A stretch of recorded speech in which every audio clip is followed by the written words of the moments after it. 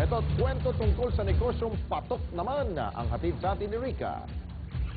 Thank you, Alex. Ako, eto na nga.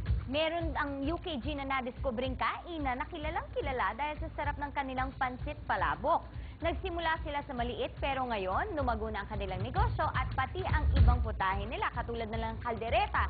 Aba dinadayo na rin.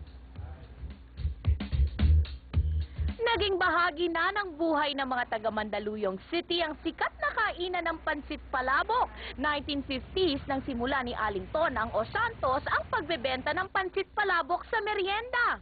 Si Lola Tona ang nag-start. Meron ng mga madre nagpaluto sa kanya, nagustuhan yung kanyang famous palabok. Ayun, tuloy-tuloy na. Sa pag-udlad ng negosyo, naging katuwang ni Aling Tonang ang anak na si Cleofe dahil nadagdagan pa ng mga ibang putahe ang kanilang ibinebenta. Nakapagbukas din ng isa pang branch si Cleofe hanggang ipinamana naman niya ang pamamahala nito sa kanyang anak na si Jennifer. Nakapagpundar ang lola ko, pati mga magulang ko. Nakapag-aral kami lahat, nakapagtapos dahil sa pagpapalabok ng lola ko. Sa paglipas ng 6 na dekada, patuloy pa rin tinatangkilik ng kanilang mga parokyano ang kanilang kainan. Dahil kasi sa masarap at malinamnam na lasa nito na mismong si Jennifer ang nagtitimpla at nagluluto. Nagdagdag na rin kami iba-ibang klaseng pansit, mga iba-ibang lutuing bahay, kagaya ng kalderetang baka, minudo, dinigwan, lumpiang sariwa, mga barbecue. Maraming mga lumalabas sa iba-ibang klaseng mga seasoning. Ayun, nagka-try din kami.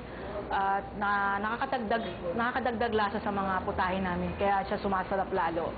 Bukod sa pansit palabok, ay yung kanilang napakasarap na kaldereta. Yun talaga hinahanap-hanap ko. Dahil determinado si Aling Tonang, ang maliit na meriendahan ay lumago at siya ngayong binabaliktad ka ng mga tao. Parang nagutom ako, pero alam mo, susun dyan. Buti pa paglutuin ko itong mga nasa likod ko. At para makapagluto rin ang ating studio audience sa putahe na kasing sarap ng napanood nyo, may ipamimigay kami sa kanilang regalo.